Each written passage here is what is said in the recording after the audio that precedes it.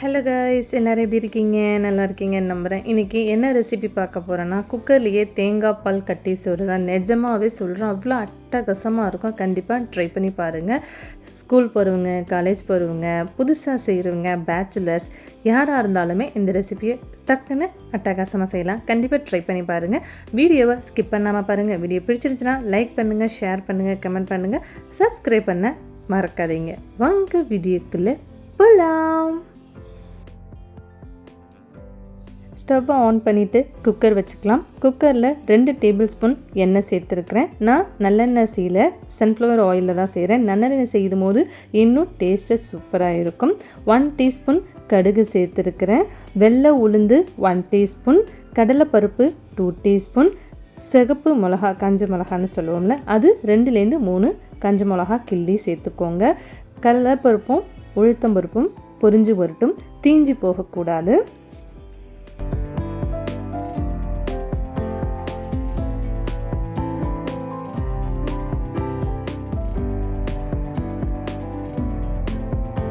கருவேப்பிலை சேர்த்துக்கிறேன், ஒரு 2 கொத்து, அதுவும் நல்லா பொரிஞ்சு வரட்டும். இது கூட நடக்கடலை வேணும்னா சேர்த்துக்கோங்க. நடக்கடலை ஒரு அரை கைப்பிடி அளவுக்கு சேர்த்துக்கோங்க. நல்லா எல்லாம் பொரிஞ்சு வந்ததுக்கப்புறம் மஞ்சள் தூள் 2 டீஸ்பூன் சேர்த்துக்கிறேன். அதுவும் நல்லா ஒன்றோடு ஒன்று மிக்ஸ் பண்ணி கலந்து விட்டுக்கலாம்.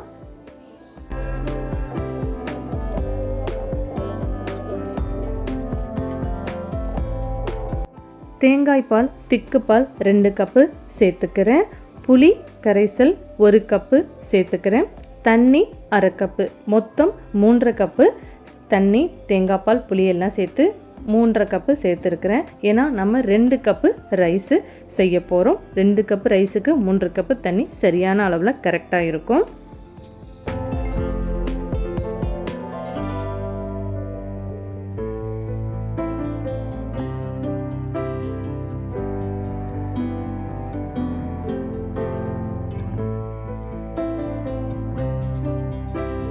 உப்பு தேவையான அளவு ருசிக்கு தகுந்த மாதிரி சேர்த்துக்கோங்க. நான் சீனி 1 டீஸ்பூன் சேர்த்துக்கிறேன். ஏன்னா நம்ம புளிப்பு சேர்த்துருக்கிறதுனால சீனி சேர்த்துக்கும் போது இன்னும் ருசி கூடவாக இருக்கும். நல்லா ஒன்றோட ஒன்று மிக்ஸ் பண்ணி விட்டுட்டு அரிசி 2 கப்பு களைஞ்சி அதையும் சேர்த்துக்கலாம். 2 கப்பு அரிசி சேர்த்துக்கிறேன்.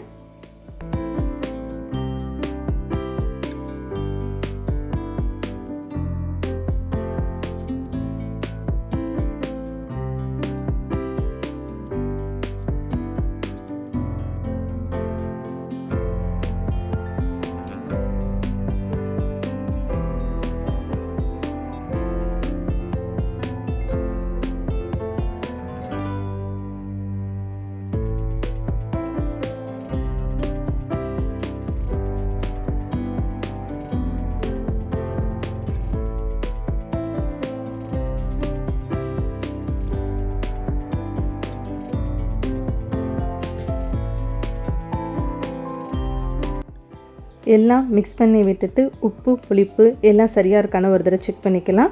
நீங்கள் எந்த அளவுக்கு உப்பு புளிப்புலாம் சாப்பிடுவீங்களோ அதுக்கு தகுந்த மாதிரி கூட கரைச்சி நம்ம ருசிக்கு தகுந்த மாதிரி சேர்த்துக்கோங்க. குக்கர் மூடியை போட்டுட்டு வெயிட் போட்டுடலாம். 2 விசில் விட்டுட்டு ஸ்டவ்வை ஆஃப் பண்ணிடலாம். குக்கரை திறந்து பார்க்கலாம். சூப்பரான தேங்காய் பால் கட்டி சோறு செம்மையாக ரெடி ஆகிடுச்சு. அவ்வளோ அட்டகாசமாக சூப்பரான செம்மையான ஒரு சாப்பாடு. நிஜமாக கண்டிப்பாக நீங்கள் ட்ரை பண்ணி பாருங்கள். ட்ரை பண்ணி பார்த்துட்டு எப்படி வந்திருக்குன்னு எனக்கு மறக்காமல் கமெண்ட்ஸில் சொல்லுங்கள். அவ்வளோ சூப்பராக உதிரி உதிரியாக செம்மையாக இருக்குது. நான் சொன்ன அளவில் கரெக்டாக செஞ்சு பாருங்கள், அவ்வளோ அட்டகாசமாக வரும்.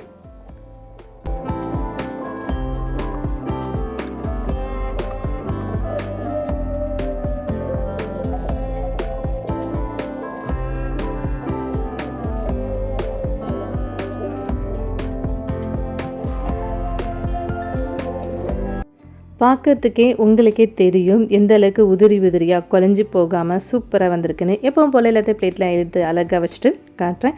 சூப்பரான தேங்காய் பால் கட்டி சோறு ரெடி. பார்க்குறதுக்கு மட்டும் இல்லை, சாப்பிட்றதுக்குமே நிஜமாக அவ்வளோ அட்டகாசமாகவும் சூப்பராகவும் செம்மையாகவும் இருந்துச்சு. தேங்காய் பால் கட்டி சோறுக்கு என்ன தொட்டுக்கன்னா அப்பளமும் நெத்திலி கருவாடும் தான். யாருக்கெல்லாம் இந்த மாதிரி நெத்திலி கருவாடு வச்சு கட்டிசோறு சாப்பிட்றதுக்கு ரொம்ப பிடிக்கும்னு மறக்காமல் கமெண்ட்ஸில் சொல்லுங்கள். வீடியோ பிடிச்சிருந்துச்சுன்னா லைக் பண்ணுங்கள், ஷேர் பண்ணுங்கள், கமெண்ட் பண்ணுங்கள், சப்ஸ்கிரைப் பண்ண மறக்காதீங்க. வீடியோ பார்த்ததற்கு நன்றி.